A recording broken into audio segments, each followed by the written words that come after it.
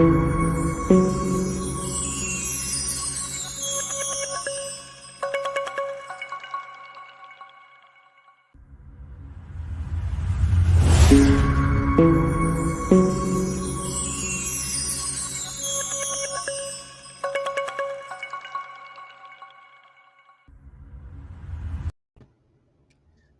everyone. Welcome to UMD Media. UMD Media's weekly show. Its panel starts now.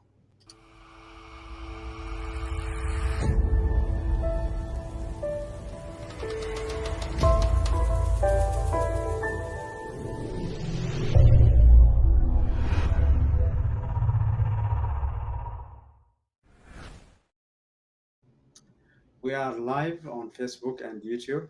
Those who are following us live, please share, like, so that YouTube and Facebook can share it for too many others, and we increase our viewership.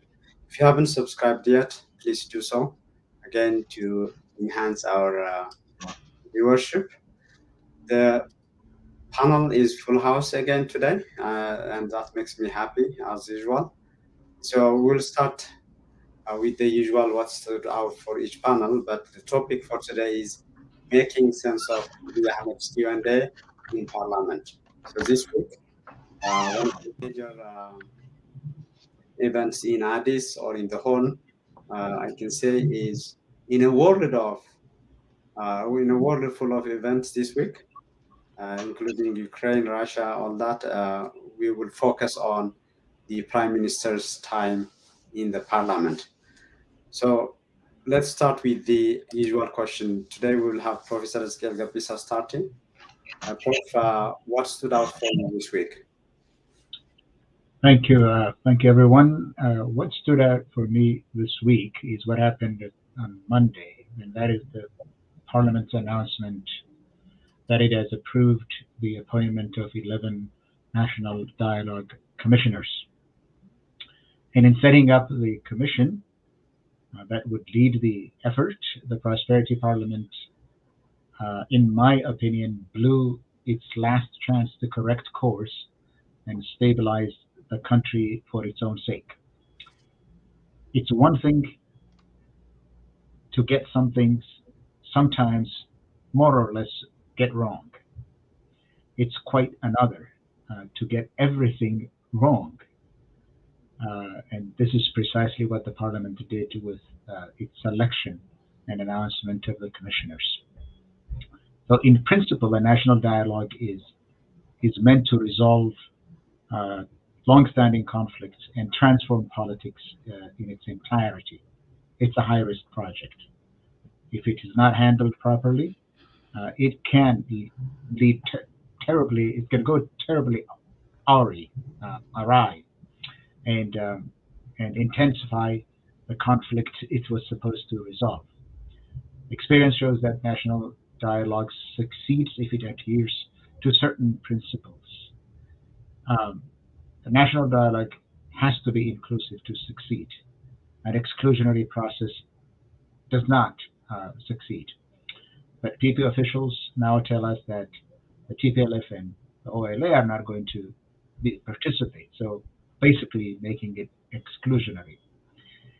It has also to be holistic to address all of the issues that are facing the country, but officials of the PP, including the Prime Minister, who preferred some clues yesterday in Parliament in his day-long parliamentary diatribe, seems to be singularly committed to only erasing the legacies of the EPRDF, which means the Constitution, the multinational federation, and maybe the flag. Third, it has to be transparent, but I guess from the very start it had to be transparent to build trust. But Parliament announced that it received 632 nominees, said that they've winnowed it down to 42, and then announced 11 finalists with 3 included that were not in the original list. It's not transparent. So from the very start, they're violating the basic principles of a national dialogue. Fourthly, it has to be credible in the eyes of all stakeholders, but it is really too difficult difficult to believe that a parliament composed of a single party has the requisite credibility to lead a successful national dialogue. And finally, it has to be independent. And of course, this is not independent. It's not going to be able to implement the recommendation of a dialogue process, including establishing a transitional government. But yesterday, the prime minister had again scuttled that process, saying that for the next 4 years, the the party that leads Ethiopia is the national the Prosperity Party. So, judged against the backdrop of these necessary criteria, the establishment of the National Dialogue Commission has gotten off to a bad start. This is really a case that is rightly described as dead on arrival. Thank you, Prof. Faisal, what stood out for you this week? Well, thank you very much. I let me begin by saying I share with that sentiment with Dr. Kabisa in the sense that these talks are dead on arrival, and I think I endorse that idea fully. For me, I think what stood out for me was the Prime Minister's visit, day-long visit to the Parliament, and the entire deliberation. Let me admit at the outset that it is very difficult to make a sense of what the Prime Minister said in most of the times and in most of the cases. I think there were times that I said the Prime Minister is bad and has been bad for the last few years, but I also recognized that there are worse elements in that Parliament than the Prime Minister, and I'll come back to that. But I think both the form and the content of the Parliament and the proceedings were wrong. The session was reminiscent of typical communist China or North Korea's presidium in terms of the communication and interaction between the chamber and the podium from which the Prime Minister was speaking. The verbiage that were used are troubling for anybody who wants to transition Ethiopia into a democratic, multi-party, multinational country. The Prime Minister was really showered with praises. Some of the praises came close to calling him God-elect. Some legislators coming so close to pronouncing him as God-sent. Actually, the former Prime Minister, not in that session, but earlier, pronounced the Prime Minister a divine intervention, or what he called in Amharic, Yegzaber Malakot. That's a religious terminology to quote from the Bible to consider Abiy, in the words of the former Prime Minister, something echoed at the session, that he's God sent. That's how dangerous these proceedings that I was watching were from the form. This praises and the love expression is showered at the Prime Minister. Again, remind is one, the imperial era where the king was synonymous to demigod. Abiy was literally painted in that presidium when you parse the words and look at what people were saying, as if though he was God sent. And that's really very scary. And his response was just like absorbing all these good languages and all these things that were said to him. In the content, I think it was just amazing that the Abiy that we saw at the podium was not the Abiy that we have seen earlier times.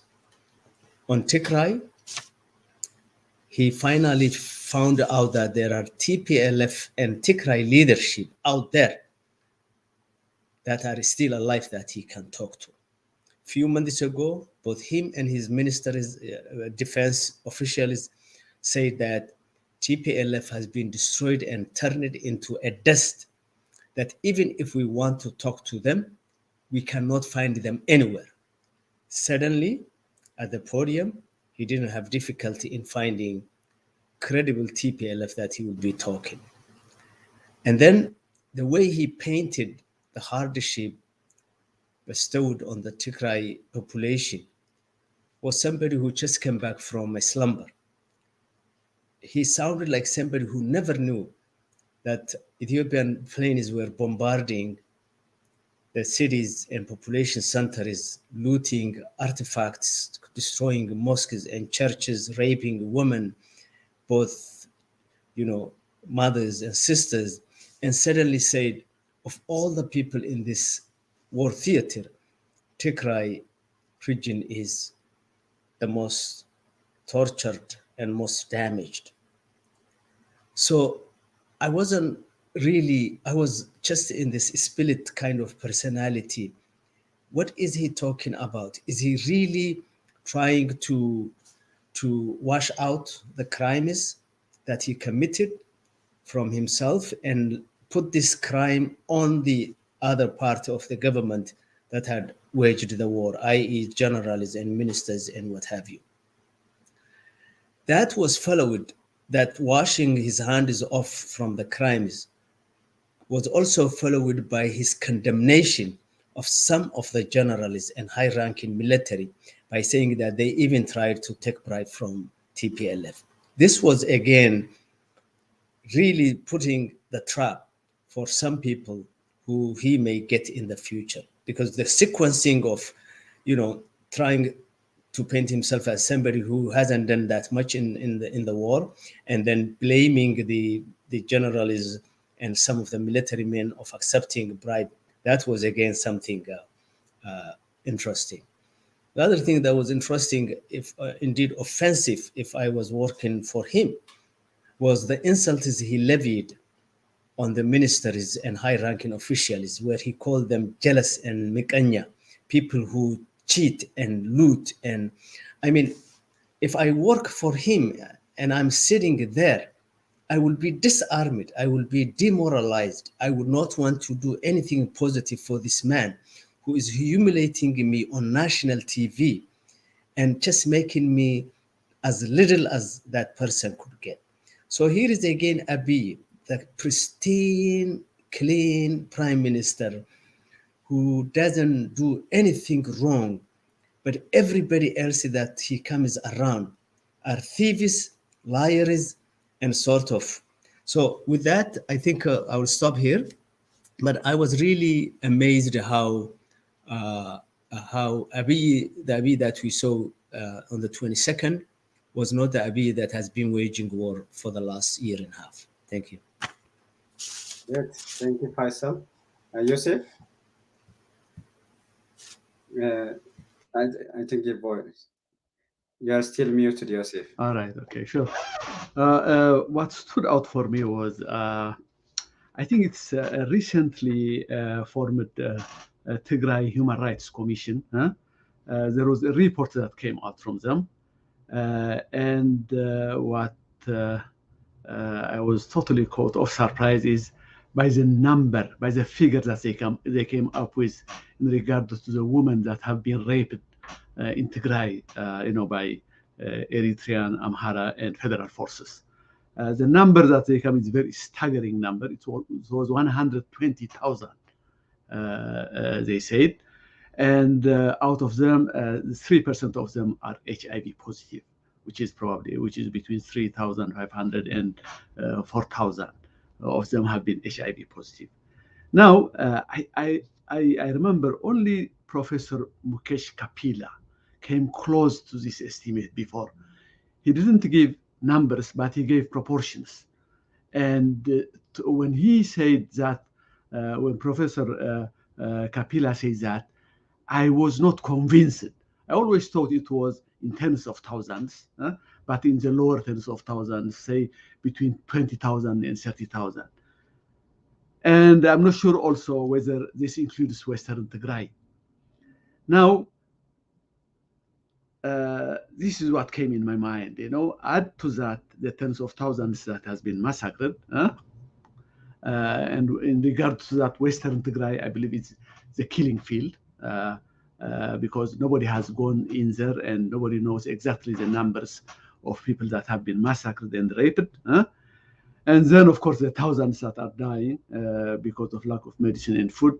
And you could have the rough picture of what the genocide is looking like. Now, when I saw that, again, what came to my mind is the question that I have raised before. In the end, with this, if this peace process is going to come to an agreement in the end, how is it possible? How do they live together? Yeah? The question, how do we live together, will come up, because the way it has been set up now is the US, the West, doesn't want to get rid of Abiy. They don't see an alternative for him. So they are trying to find a compromise between Abiy and somehow accommodate the TPLF and create a space where they could cohabit themselves. But it is impossible to imagine, for example, a genocider that have been doing all of this, or the guy who has promoted 120,000 rapes inside Tigray. How is it possible that they could cohabit, they could occupy the same physical and political space in Ethiopia? That's to me the greatest bottleneck in this effort to end this strife through peaceful means. There are other bottlenecks. For example, there is a humanitarian bottleneck, which means that how to provide food, medicine, and others, to Tigray. But that theoretically that can be easily solved. There is also another bottleneck, the Eritrean interference bottleneck. That also theoretically it could be solved if you cut off the link between Amhara and Eritrea. Theoretically that could be solved. But this one, it's impossible to solve theoretically. It becomes, it is the last one, the last bottleneck, but it becomes impossible. You cannot see. The only way you could see is separation between the two, between the genociders and the victims. That's something that happened, for example, in Darfur. And in a permanent base, you could also imagine Tigray being separated from Ethiopia. That could be a solution. But the idea of cohabitation in the same place by the same, the same genociders, usually, there is no precedence for this. Either the genociders win by wiping out, the victims, or the victims win and then reconciliation follows. But in this middle space, in this middle space that they had to occupy without resolving this issue either way, it has never happened before, and I don't see how this one could be done. That was the thing that came to my mind when I heard the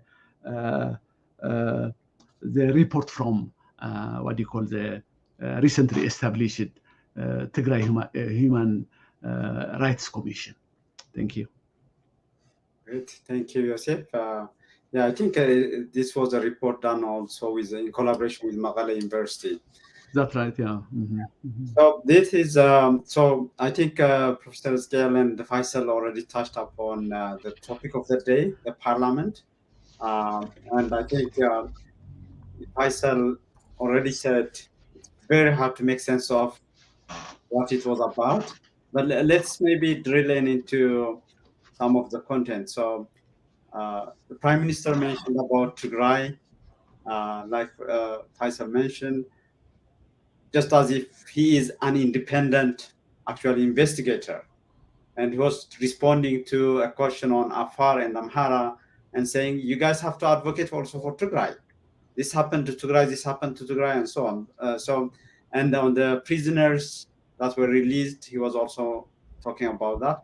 But maybe, can you take us, Professor Eskel, to details of some of the things he said? Well, I think Faisal kind of hit it out of the water, saying that it is very difficult to make sense. For one, it is, as I said earlier, it's a day-long parliamentary diatribe. It takes a long time. His speech is peppered with examples. Yesterday, I saw him trying to not use examples a couple of times, but he can't help himself because he wants to ingratiate himself with his listeners. How much he likes to be appreciated, how much he tries to be loved, how much he loves to be admired was in on display yesterday in Parliament. I felt sorry for that country. I felt sorry for Ethiopia and for Ethiopians. The narcissism was on display. I have always thought that he had those narcissistic tendencies, but yesterday was really on display. Maybe in Parliament after what he calls like the victory against the Ethiopia's enemies, and what was paraded in Ethiopian television as his triumphant tour in Belgium. He just could not help himself. He met maybe how many, shook hands with how many prime ministers and presidents, I don't know, but he felt so important, so big in his head that he had to spew out all kinds of numbers yesterday to impress the people that were in front of him. He was telling them that, look, once I was a member of parliament, I was sitting there. I was thinking like you're thinking right now. But now here I am on the rostrum in this elevated place, and I'm not like you. And he preaches to the parliamentarians in such a derogatory and condescending terms, and they clap and they shout and they praise him for doing that. But I felt sorry for that country, not for the narcissism that was on display, but how sycophantic the parliament had become, uh, but how remorseless he is in in telling the untruth. At least I want to use three examples. When he talks about how the economy grew despite the pressure, the downward pressure that was created on the Ethiopian economy by war, um, um, uh, and COVID, even though COVID is not really something that should be a part of the six month report. Um, after talking all of that he was talking about within the context of economy, he was talking about inflation, and for him, um, inflation is high, but not because of the war, not because of mismanagement of the economy, not because of the rampant corruption that he talked about is almost presenting an existential threat to the country and the economy. It's not because of the political crisis that abounds in the country. Inflation is because there were too many people having too many children and prescribing all kinds of birth control to the parliamentarians to curb population growth. I felt sorry for the country that this is the man that actually leads the country in charge of 120 million people in an economy that is more than $100 billion dollars. The second example is when he was talking about releasing the release of political prisoners. Um, he took a long time to get through it, and at the end, he did not really explain why they were released. But the sermonizing, the rehearsal, the pontification aside, which is really tiresome to listen to, uh, he was telling the parliamentarians, look forward, look forward looking, don't look backward. And at the same time, he turns around and condemns the EPRDF and the EPRDF era that he described as the dark ages of Ethiopia. At the same time, sitting in the same place, he has no qualms. He has no problem speaking one thing, one side of his mind, and speaking something contrary on the other side of his mind. His compulsive, pathological lying is really unencumbered by any morality, but he doesn't even know that he is lying. And finally, the third example is when he was talking about the larger economy, he rattles off numbers that are absolutely not believable, not credible at all. Given the Ethiopian economy and how people live, he was talking about how the economy grew, and the economy grew not because of increase in agricultural production, not industrial output, not tourism, not anything else. But he's talking about the parks that he built, the offices that he renovated, and cites as an example the gluttons that are ravaging raw meat in the city as an example of economic well-being. There were many things, but these three examples would be enough for me to conclude. I really felt sorry for that country, that this is the man that is leading the nation, the country of 120 million people. Thank you. Great. On the economy, immediately after the parliament session, I talked to a well-positioned economist operating from Addis, and I caught him. Everything was hard to capture, what he was saying about the economy and so on, but it was clear. Again, I caught that uh, he admits that inflation is the major scourge, and he attributed to global factors and like the number of children and so on. So this is a very important time to really talk about the big elephant in the room, but he did that the way he did described by Professor Eskel. Faisal, you're Yeah, mute. yeah. Yeah. I think his conversation around the economy was gibberish and did not really sit well with the objective conditions in the country. I mean, by just talking to average people, how inflation is eating up into the national economy as well as the pocketbook of the citizen is just, I mean, is bad. So I kind of get turned off knowing that he was fudging numbers and he was just trying to cool off simmering kind of disappointment and dissatisfaction. He tried to just utilize, you know, some statistical numbers given to him, but that was debunked when most of the parliamentarians, several of them from the south, the coalition of the southern regions, came. They all complained about industries that were, left fallow, programs and projects that were working until now and are no longer working. The fact that they live in a region that's very rich in resources and agriculture and minerals, but nobody is exploiting them.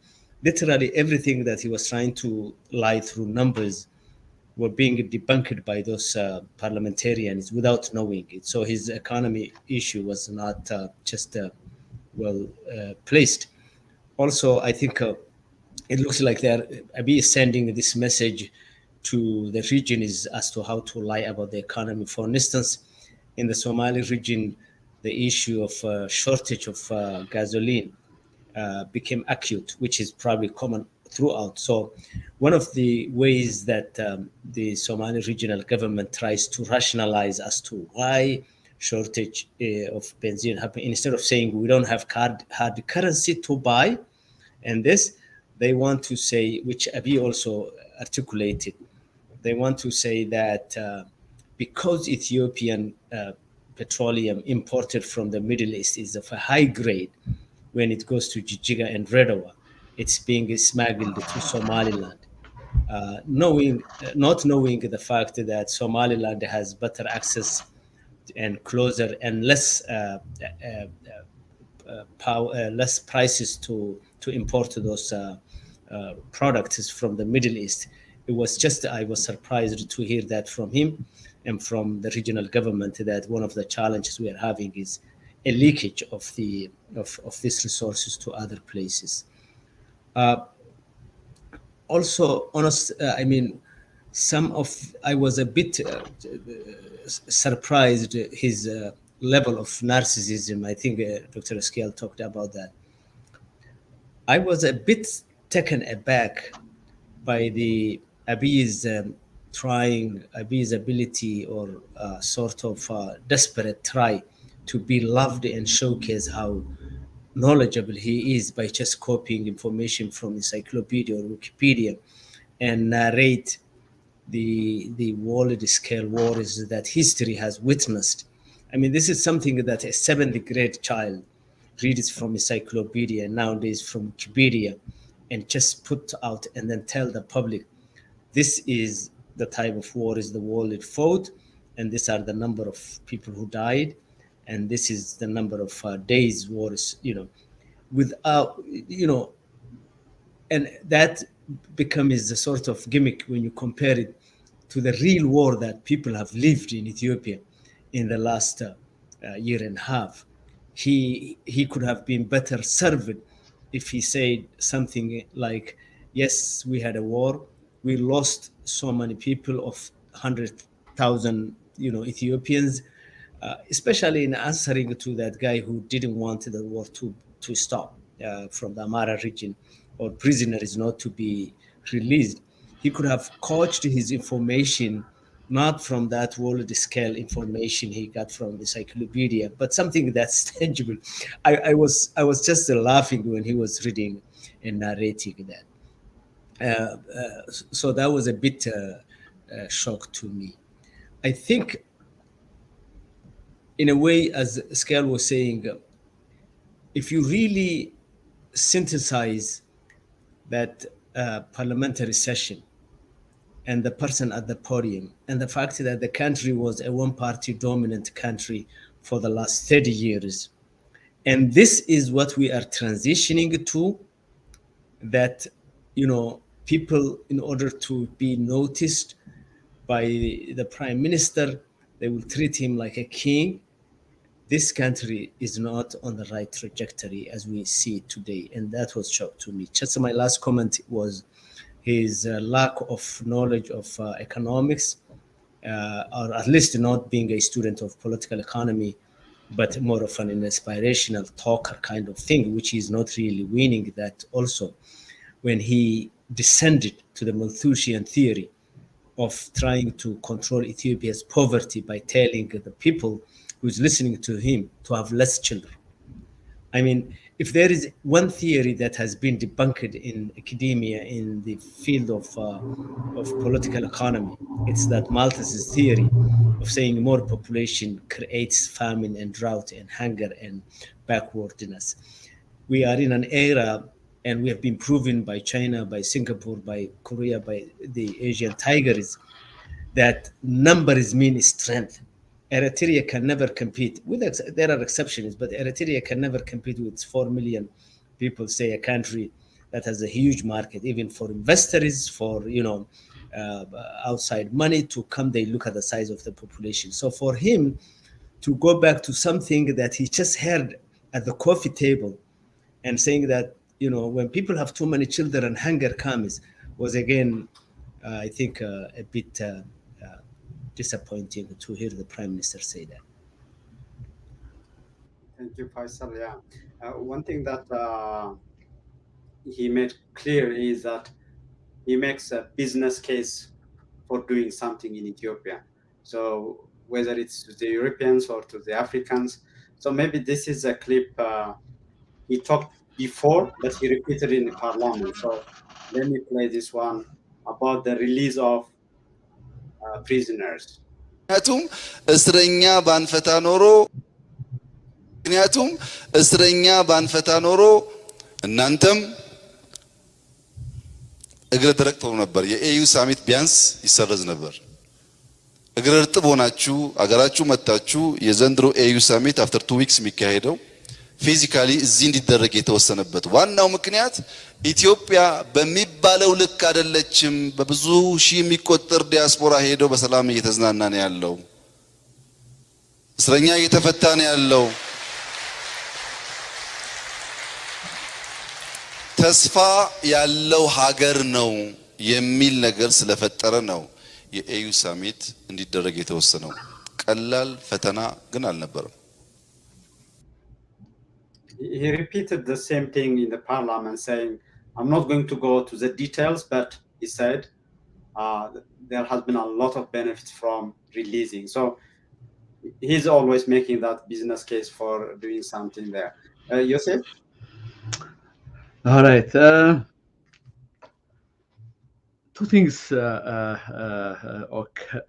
I was interested in two things.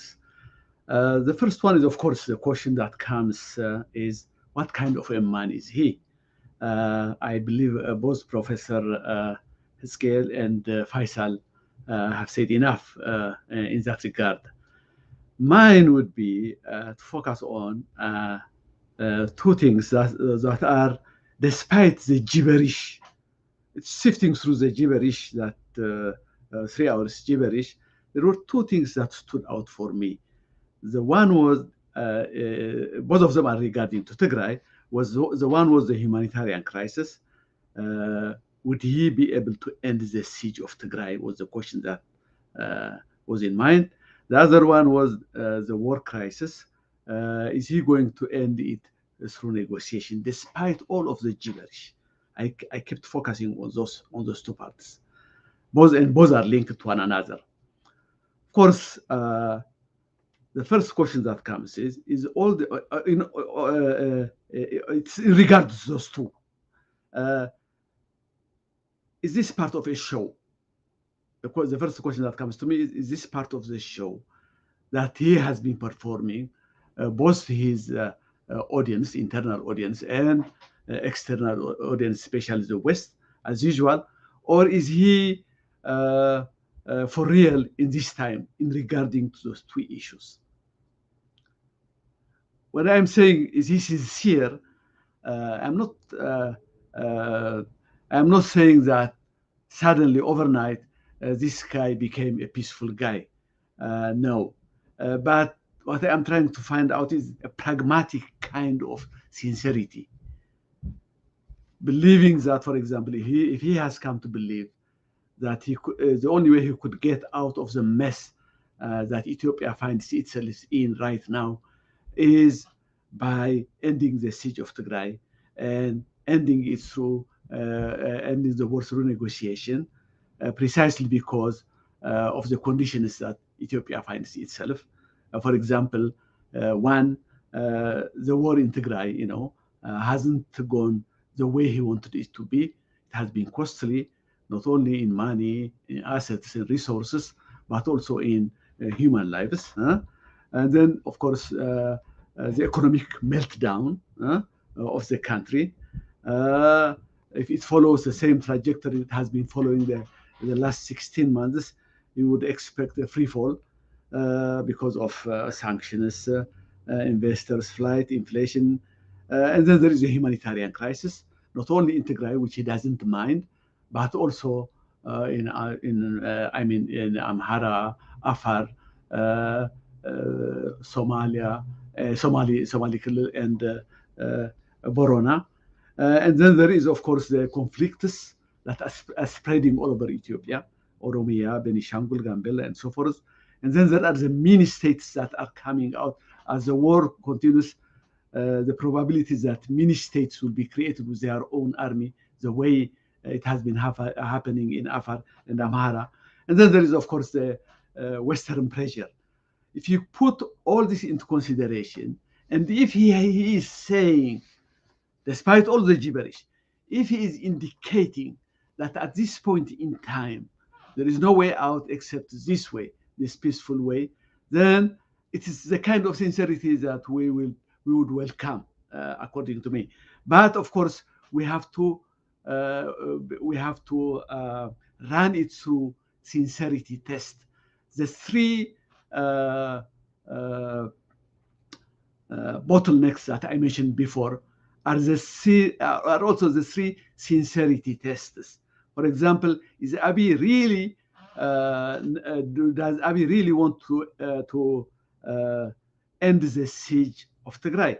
Remember, he talked about Tigray having no electric power, no food, and no medicine.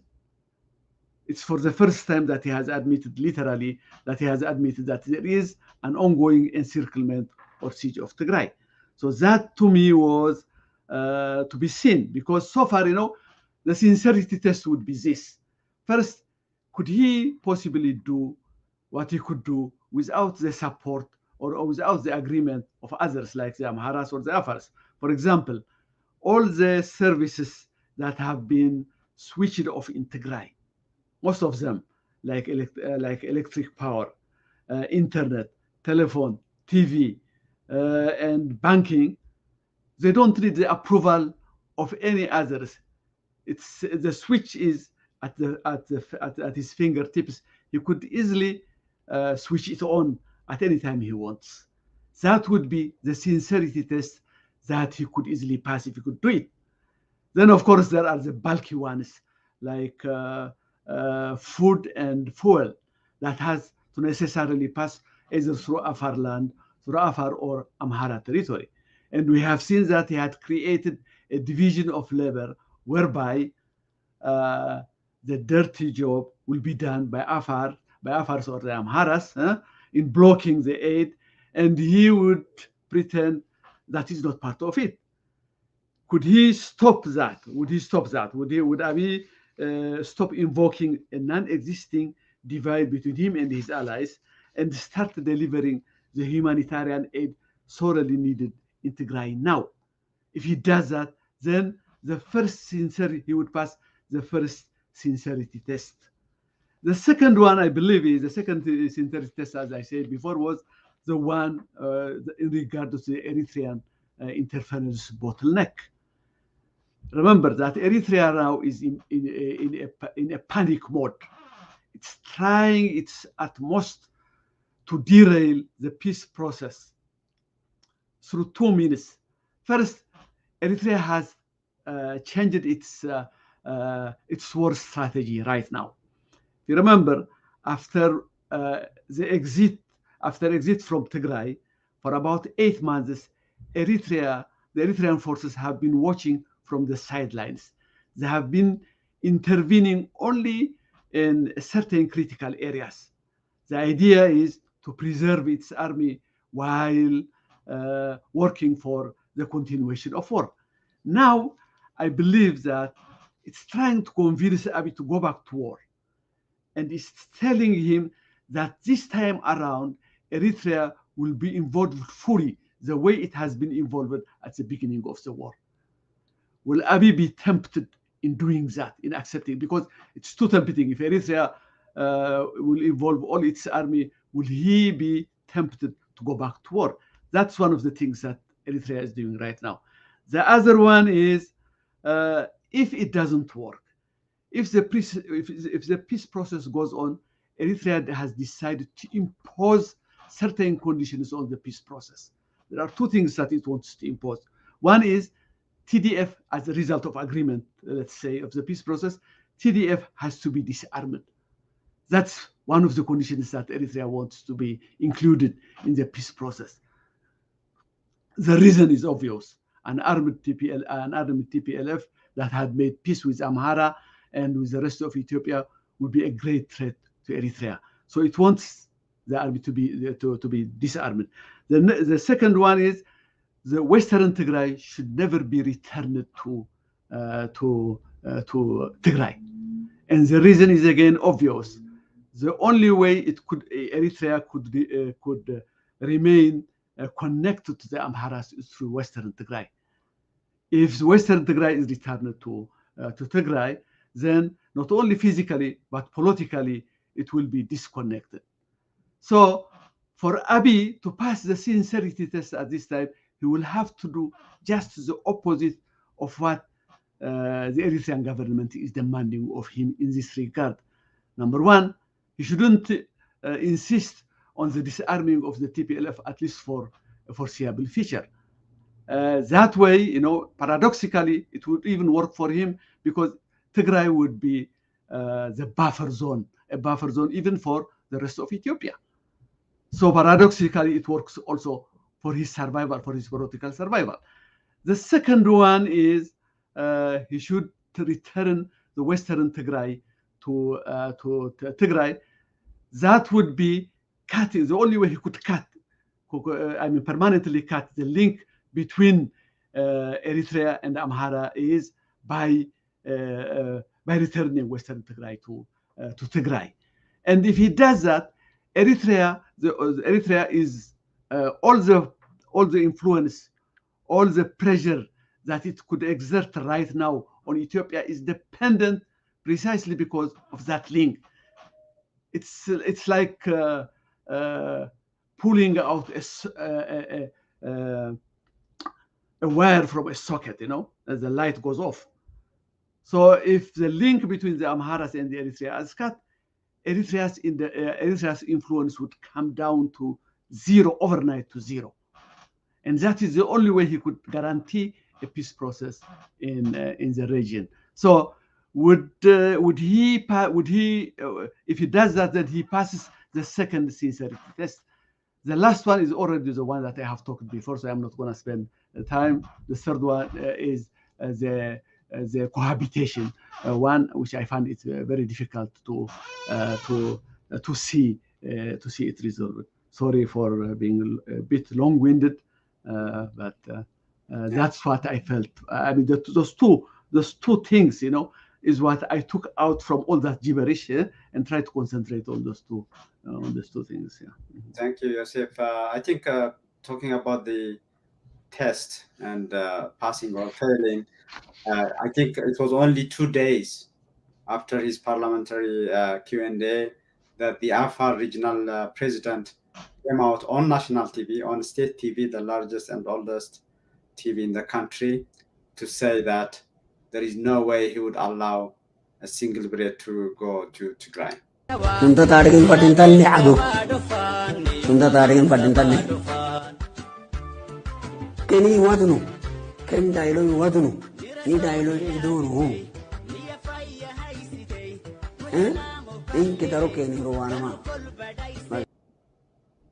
So this is basically what he said, and the major routes. There are 15 routes that lead to Tigray, but one of the major that everyone was hoping would be the Afar Tigray region.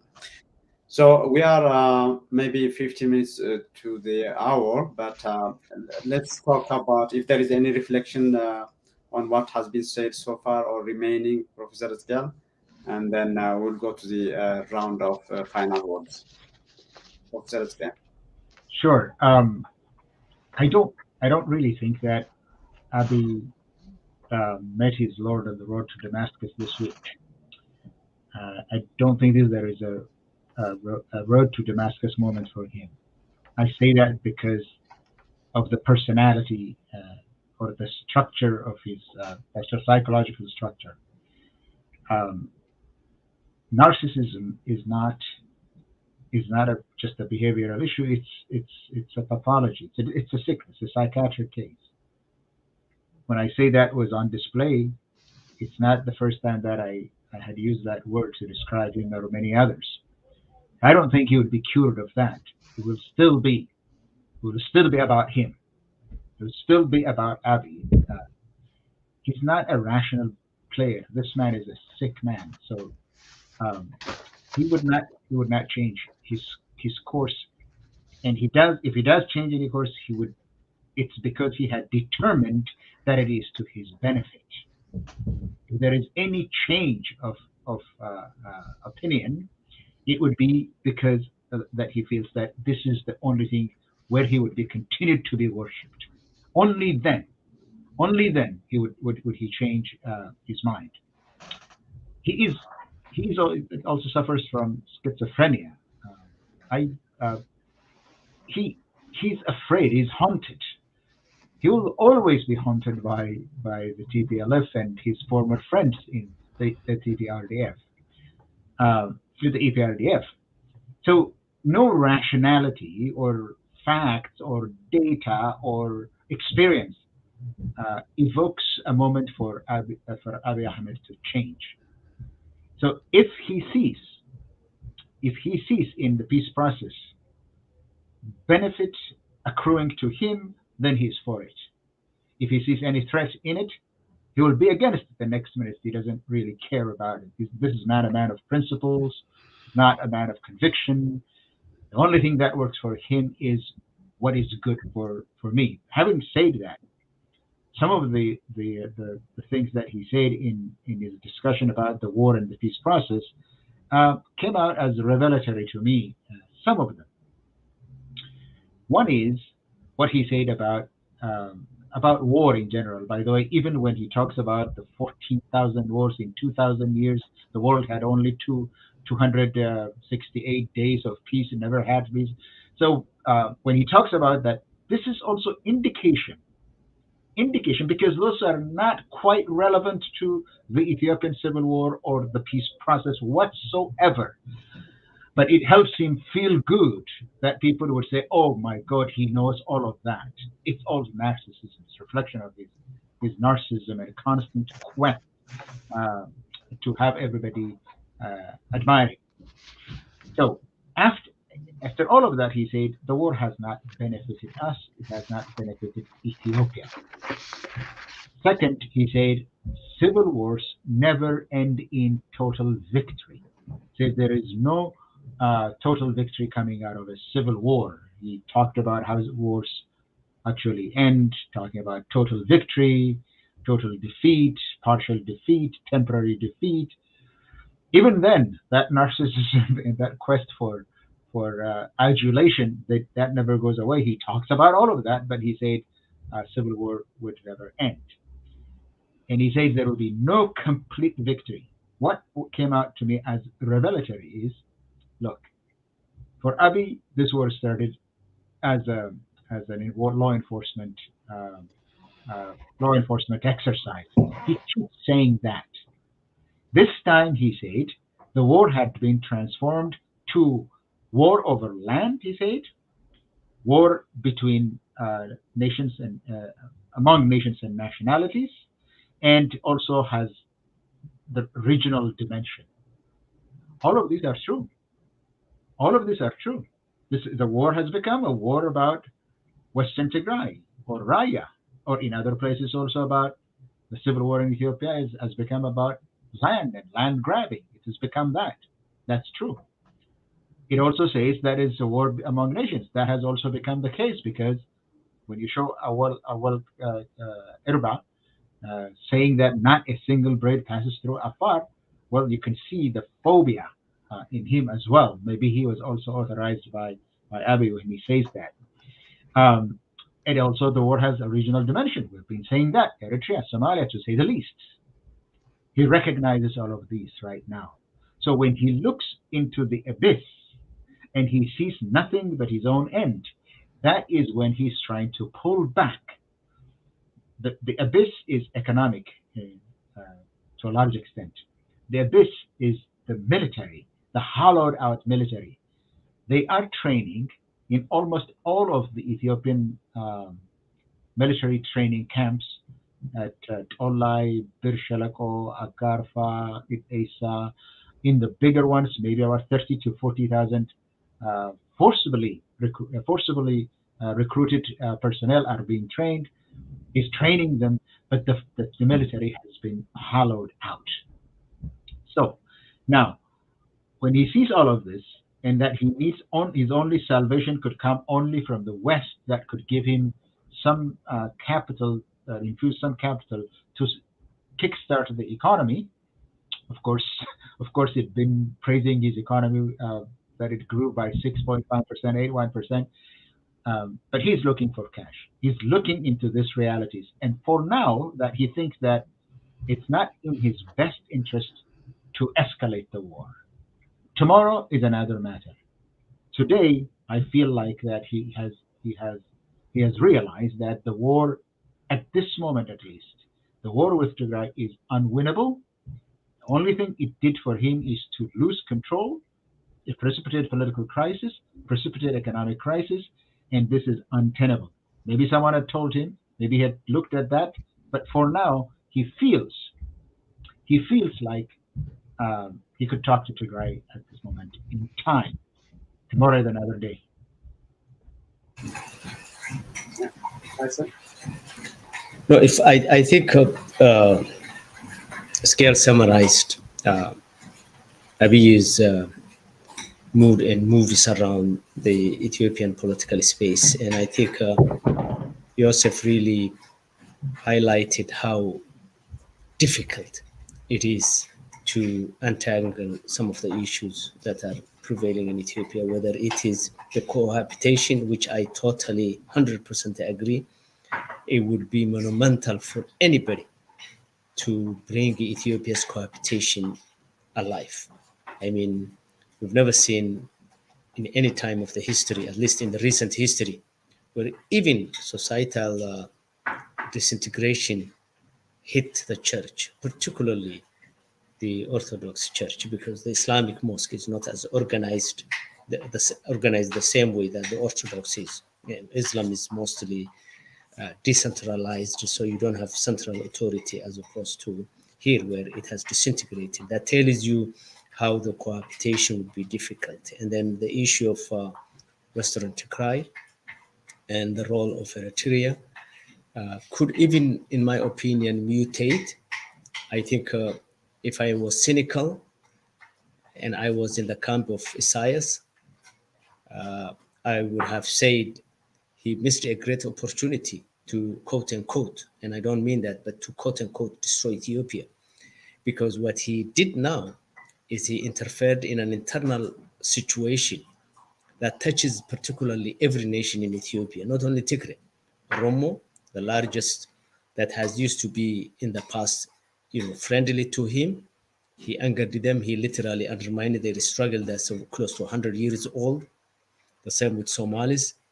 So if he was afraid of the giant Ethiopia sitting next door, which many radical nationalists had their own bad feelings until recently, maybe a better strategy for him would have been to do something with Ethiopia, but he didn't do it. Now he has to leave if ever cohabitation takes place.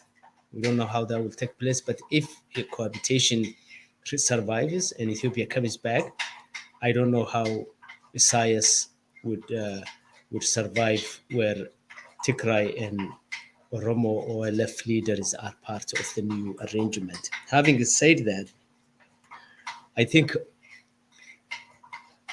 for Abiy, this session was really rendered him naked in the sense that he became a person who lost from both sides. Until now, he lost favor with Tigray, Oromo Liberation Front, and Ola and its followers, and all the multinational federal system supporters. He has lost. In this session, he also lost the hardline right-wing type Amharas who even refused or did not accept the release of prisoners, not even combatant prisoners, although they were not such as Baizahai, but people like Jawar, who never had anything to do with the ongoing war, or Professor Dr. Garba Bagal. I mean, they even came to opposing that. That again speaks to the cohabitation of Ethiopia that goes even beyond the Tigray and the rest. I think the cohabitation also touches to a certain extent Oromia.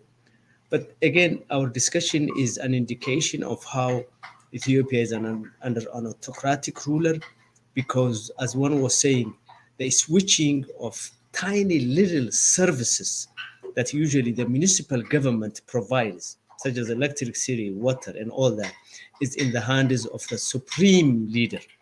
So as Joseph was saying, Abiy is in a position to turn off or on the lights, and that's a very, very sad commentary about where Ethiopia is. And finally, I think I think I was a bit offended when he was addressing, he addressed TPLF and Tigray as a worthy enemy and now a worthy group to be talked to. Fine. But when he came to Oromo and OLF, he literally insulted them. He just used the same language that the ultra-nationalists use to paint Ola and OLF as they average criminals, completely undermining or forgetting the fact that the Oromo movement with Tadesse Birru that turned it into an armed conflict with Wago Gutu and others is almost 70 years, if not older. So for him to just dismiss an entire strike, it's one thing to say we disagree politically or we are in a war. It's another thing to completely treat a national liberation movement as criminal elements in the eyes of the nation. I thought that was very offensive, very pedestrian, and again, I don't want to call it, but I felt like he was that self-hating Jew syndrome was really attacking. And every nation has its own element or its own candidates of self-hating syndrome type individuals, which we abundantly have nowadays in the Somali region. And I thought that was very offensive for him to do. Okay, Yusuf. Thank you, Faisal. You are muted, Faisal. Yusuf. All right. To go back to the profile of Abiy that has been painted both by Professor Rizkel and Faisal, there has been, I don't know if you have read it, there was an article that came out by Dawit Woldegorgis, which is the imposter, it says. That article, although it does, paint a good characterization of the profile of Abiy, in the end, if you look at Dawit Woldegorgis's idea, for example, he believes that the only genocide that is happening in Ethiopia is in the Amhara land. He doesn't acknowledge any kind of genocide somewhere else. It's as if an article about an imposter was written by an imposter. So what you get is that took me, to look at it deeper, in a sense that focusing on Abiy's characteristics only, we miss the bigger picture, because right now the question of narcissism, being an imposter, seems almost like a national trait of the country. It seems as if there is a huge underpinning to what we are looking at. For example, where from does Abiy's narcissism come from? Where does it come from? Where does his imposterity come from? If you look, for example, at, let's say, for example, the role of religion that has been playing inside in Ethiopia. At one time, I mentioned about the evangelical church, but the evangelical church that Abiy is following is of the fundamentalist type. It's a prosperity, the prosperity church. It's as if he belongs to a fringe of a fringe. And imagine the kind of culture that has been created right now in Ethiopia, as in many parts of Africa, with a 25-year-old young man. Think about that, he has absolutely not lived long enough to be considered a wise religious leader. All that he has to do is open a church at a corner, as if it is a Gurage shop, and then find for 400 or 300 gullible people that would invest in him, literally, that would invest in him. After 4 years, you would see him dressed like a pimp, driving an expensive car. If now the picture that comes out is both of narcissism and the imposterity. We see it at a lower level everywhere nowadays in Ethiopia. So if you look at Abiy, you could imagine, you could paint him within that picture. You could paint him as a pastor, for example, preaching his own congregation, his own church, doing all the stuff. In fact, Ethiopia has become the church corner that Abiy has opened. That, to me, it's as simple as that. And with all the gullible people, with huge gullible people for following him. Remember that his main support comes from the followers of the evangelical church, which are about 25%, which is a huge number. And then you have to know what kind of religion was he following. A religion probably, that confuses riches with virtues. And he names the very prosperity, the first party that he has created after the prosperity church.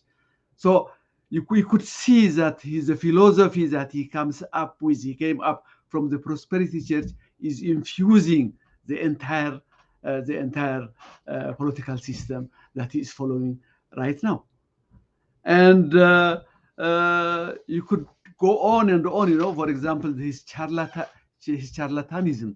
Where did it come from? I mean, the idea of preaching to the people. A 25-year-old young man preaching to a people with his, giving content to a contentless book. It's his madammer. For example, his madammer comes directly from his connection with his church. So all that I'm trying to say is, it's only I'm trying to take only one thread. How the religious part has created the kind of charlatan, the kind of pompous guy, the kind of narcissist, the kind of imposter, is to be found all the way down at many levels in Ethiopia right now. And part of the problem is that this ecosystem is what is creating this problem in Ethiopia right now. So we could go on and on. Even his idea of modernity, the frivolous modernity that he subscribes to, his fascination with Arab modernism, comes exactly from the prosperity church that has elevated riches into virtues. It's immediately, you could see a direct connection between what the prosperity church preaches and what Abiy Ahmed admires in Abu Dhabi or anything like that. Given time, also, you remember his fascination with parks and things like that. Despite the fact, despite all the misery that is existing in the city. Where does that come from? Where does that frivolous modernity, a modernity that doesn't take into account the human factor, neither its utilitarian aspect nor its ethical aspect, where does it come from? Directly from his prosperity church. So what I'm saying is, the problem that we are seeing is bigger. We could find it infused in Ethiopia. And I'm only talking about the religious part. There are other parts to it. Thank you. Okay, thank you. So we go to the final word of the day, and maybe Professor Zgail, on the OLF, as the government calls them, there was also a mention on top of what Faisal mentioned. There was a mention of that he admitted that they have a social base, and he said he asked actually the parliamentarians that they have to ask why OLF Shene is having that community support and so on. So I don't know if you can comment on that, but your final word. Yeah, I mean, you rightly said that I agree with Faisal. The way he spoke about it is so condescending that it troubles anyone with a sense of dignity or justice or sympathy for people who sacrifice their lives in order to liberate others. Of course, that is troubling, but it's not something that I did not expect from him. His his phobia, his hate for the OALF emanates from his psychological condition. It emanates from that. He's distaste for anything OLF or Oromo nationalism or any nationalism for that matter is visceral. Um, so it comes from that. But at the same time, this man has no problem talking about two contradictory things at the same time. He dismissed the Oromo Liberation Army out of hand in a manner that Faisal described, but at the same time, he recognized that they have grown over the last 3 years, that the Ethiopian National Defense Forces have been trying to annihilate them, to dismiss them. They have used all kinds of power. Remember, the 12th, the 14th, the 24th, and the 23rd, I think, divisions of the Ethiopian ENDF were in Walaga for almost 2 years before they were taken to the north, to Tigray, through Bure, through Gojam, through Gondar, through to Dansha. So they were there. So he also recognized at the same time that the effort to turn off the internet, power, uh, uh, telephone lines, any other communication, and the media block out, to do what he had done on display in Tigray, he started it in Western Wallaka. For him to say, oh, they have public support, training assistance, and large financial assistance from whatever, is simply to state the fact. So you can see that split screen. That on one side you could see his phobia expressed, but at the same time some realism also injected into his description. That's what I would say about him. Look, for me, I think for me, narcissism is a condition. It's a condition, a mental condition. I think there were about 37 psychiatrists that actually wrote a book, The Dangerous Case of Donald Trump, a warning, about a year ago. People that are mentally troubled, sick, different conditions, could rise to leadership. Abraham Lincoln, for instance, had suffered some mental problems, but also Nero had a very mental problem. Also, the Iadema of Equatorial Guinea suffered real mental condition.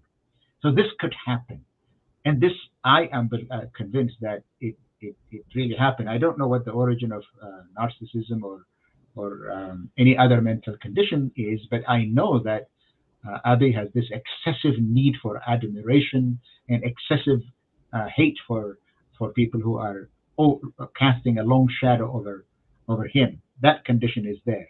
That's the leader that Ethiopia has. My last word comes from that.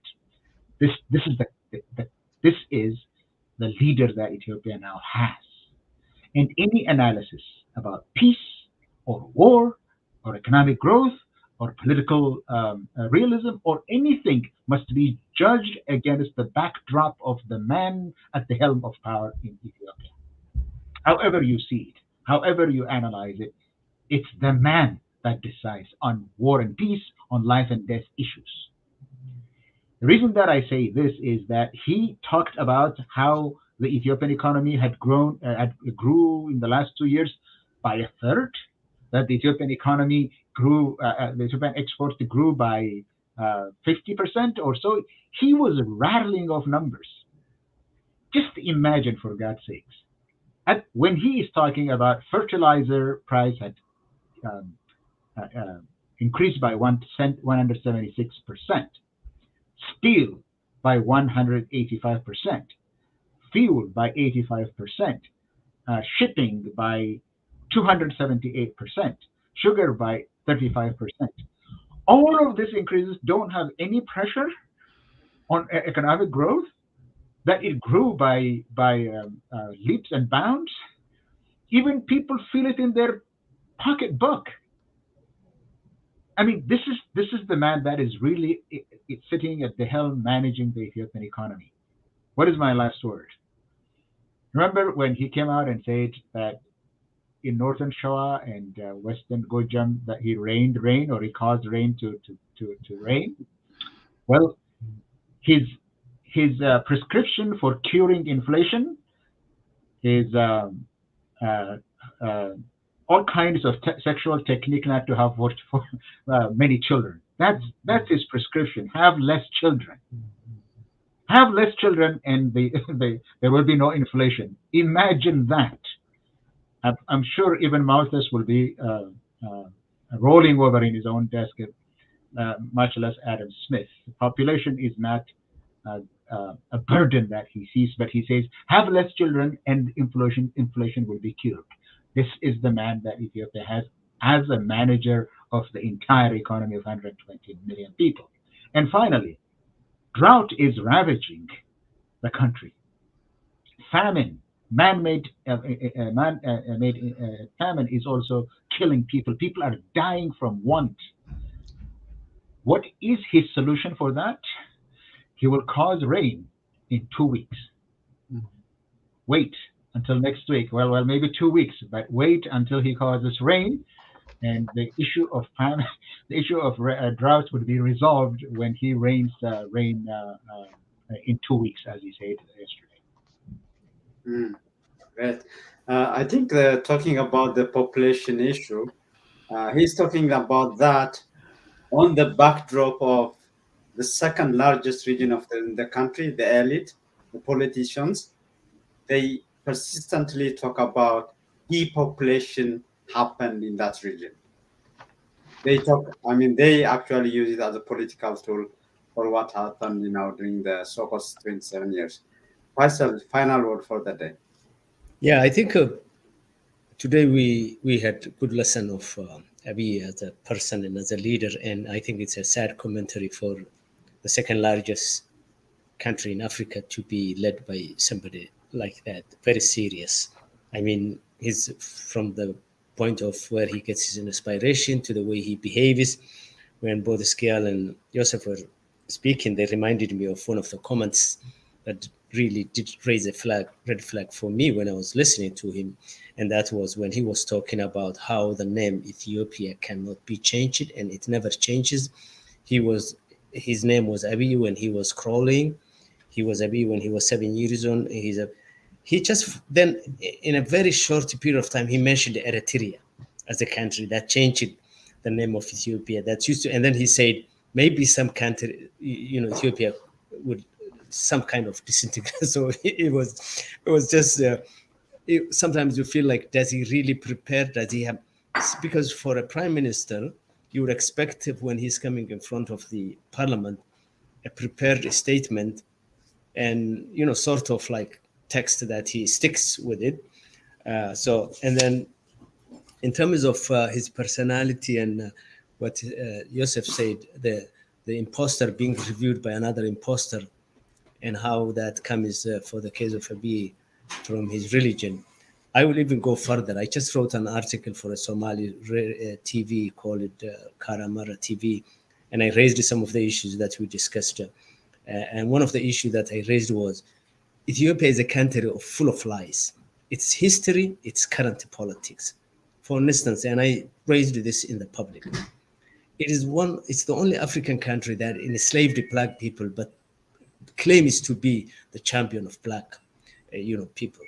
It claims to have resisted the white penetration into the Horn of Africa, but it sabotaged the very true one that tried to stop the Western penetration of the Horn of Africa, and that was the Somali Sayyid Muhammad Abdullah Hassan, whom even Churchill cut his teeth by fighting against him, when he was a junior.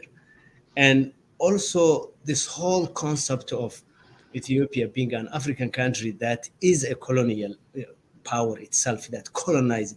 So all this myth and false history really feeds into the current, if you will, imposter lies, because the entire Ethiopian history has not been negotiated. And Abiy made it clear that Ethiopia is not subject to negotiation. If you cannot negotiate on the historical controversies that a country has, we are in a bad shape. My last comment would be what's really going on in the Somali region. It is falling apart. Last time I shared with you the arrests of people who were leaders of the PP chapter of that region and ministers until recently. The two people who are very prominent among now a mushrooming prisoners is the former Minister of Communication for Mustafa Akçar and the former Minister for Diaspora Office, something like that. Both of them have been in jail. Yesterday or day before yesterday, Abdi Adil Hassan was kidnapped, literally kidnapped from Redawa. He's a member of PP Central Committee and also the most recent chief security for the region. He was replaced by Mustafa's cousin, Hussein Qasim, who is now the chief of staff. But Abdi Adil was removed a few months ago. He replaced him with his cousin, and he was kidnapped the day before yesterday by the Somali police from Redawa, where he was trying to take a hiatus and sort of a cover until things cool off so that he can participate at the upcoming PP general conference. He's now in jail. As of today, before I joined you guys, there were reports that were coming out that says just like Abdi Ile used to do, people are being tortured in the chambers of the jail that Abdi Ile left, the infamous Ogaden jail. Having said that, ONLF is on the record to say that until now, the pieces that have been so much promoted as taking place in that Somali region. As a matter of fact, from the highest level of the Ethiopian government to the lowest, they talked in detail how the Somali region is the only peaceful region so far. ONLF saying that peace was, achieved because ONLF had an agreement with the federal government, and they maintained that peace. That is now being lost because they're being harassed. They're being, cadres have been sent to jail. Some leaders are of the country, and literally the East is ablaze with fire. And if that fire doesn't stop, it will really get out of hand. Add to that the fact that one of the young Somali legislators who also give testimony and ask a question during the Abiy session and the parliament session, mentioned that about 800,000+ animals, livestock have been lost.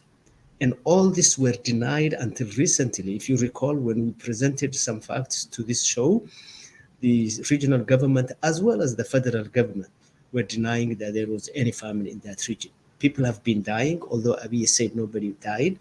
Tons of people have died. As a matter of fact, I became the hook for people to call me so that I can publicize their case. Some of the regions, despite the billions, they're now counting money that is nearing almost $1 billion, although that money cannot be verified. Entire region is in the El Karre area, in the far east of the Somali region, that have not received water, let alone food, water. On top of that, there is a dysentery and some sort of cholera that's now breaking up in some parts of the region. So I think the East is finally getting out of hand. Thank you, Faisal. Yusuf, your final word for the day? Okay. Well, let me say a few words in regard to the Russian-Ukraine war, only as it affects our region. And even in that, I will focus only on Eritrea because we don't have time.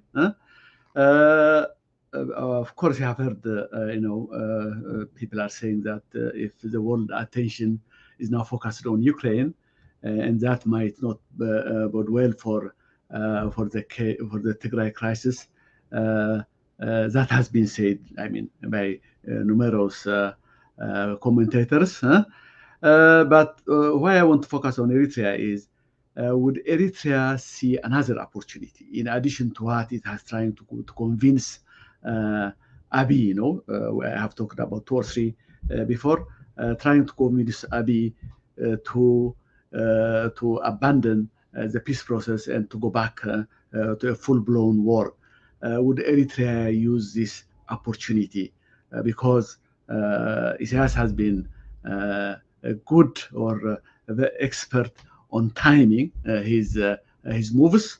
One is the 9/11 one, after which he used that opportunity to stamp out all opposition from Eritrea.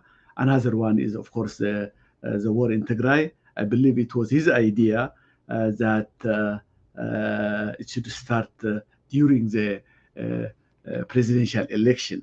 Now, would he use again this opportunity to go back? If, again, would Abiy be tempted in that regard? That is the question that has been raised. But there is also the other side of it. It's not only advantages for the Eritrean regime, but also disadvantages. It's clear now that the West is not gonna. We know that the West is not gonna fight an armed war, a war with Russia, given the consequences. Since they don't want to have an atomic Armageddon inside Europe, but they are doing 2 things, I believe. Well, one thing is for clear now. They are having a very severe sanctions against Russia. But there is another one that probably will affect our region. That is a proxy war. Probably they will fight a proxy war against Russia wherever they think its influence is there, or it could come in that region. For example, in the case of Eritrea is clearly known as a very anti-US state, probably the most anti-US state in the region. That's clear. For example, in every speech that you hear of Isaias, he will always have this tirade, against Fukuyama, Huntington, the unilateralism, the CIA, all of that, he always comes up with that, and that belligerence, that stance against the US, there is one. And then there is, of course, the obvious one. In the war of Tigray, the West believes that the one who triggered it the most, they believe that it is Isaias more than Abiy. So that's another one. And the third one is the geopolitical importance of Eritrea itself. It has more than 1,000 kilometers of Red Sea coast. And recently, it has been trying to, contacts with Russia and China. And the fear is, as Eritrea gets more and more paranoid, especially if this peace process goes through, then the fear is that Eritrea would have to find a protector. And the UAE or the Saudi Arabia won't do. It will have to be one of the superpowers, which means that probably Eritrea would be willing to give them a base in Assab or in Massawa or in one of those islands in Eritrea. So given this, how would the US react at this point in time? To me, that is the most important question, because if regime change is needed in Eritrea, I believe it should be right now. So there is, all that I am saying is, people have been looking at only the negative parts. Well, at least those that I have heard of the negative parts, the negative impact that the Russian-Ukraine war will have in our region. But I think there is also the other side of it. That's what I wanted to point out. I guess I will stop there.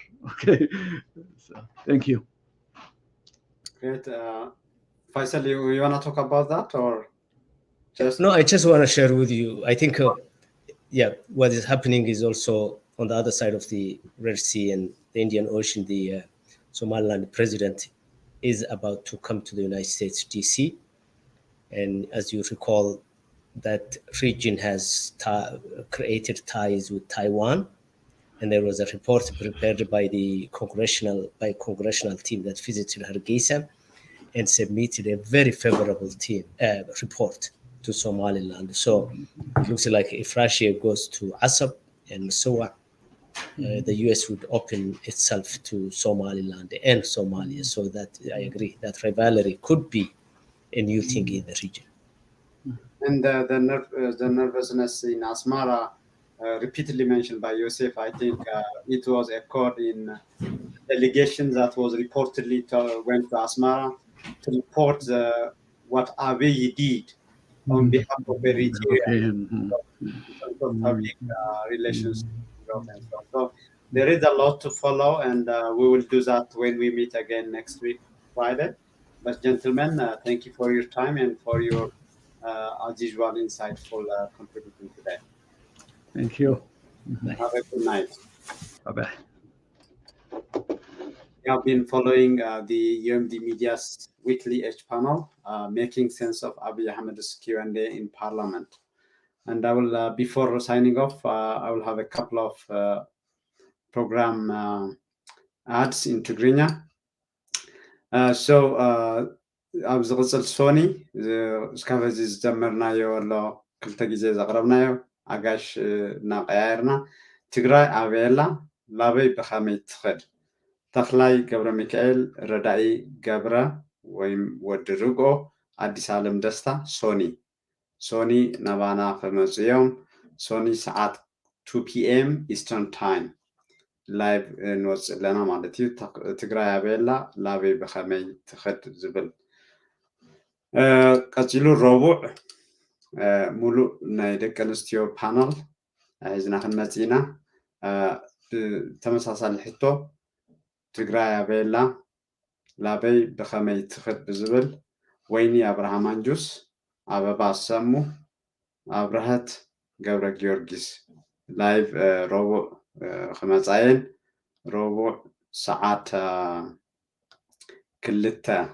12 ፒኤም ኢስተርን ታይም 12 ፒኤም ኢስተርን ታይም ወይኒ ኣብርሃም አንጁስ ኣበባ ሰሙ ኣብርሃት ገብረ ጊዮርጊስ ክመፃየን ቀዳም እውን ካልኦት ይመፁ ኣለዉ ምስ ወዳእና ክነፋልጥ ኢና ክቕፅል እዩ እዚ ንስኻትኩም እውን ክትመያየጥሉ ሼር ክትገብሩ ሰብስክራይብ ክትገብሩ ንዕድመኩም ሓሳባት መን ክቐርብ ገለ ዝብል ሓሳባት ክትብሉ ይዕድመኩም ናይ ሎማዓንቲ መደብ እዚ ይመስል ነይሩ That ends today's show and I will see you again by yet another show on H panel next week.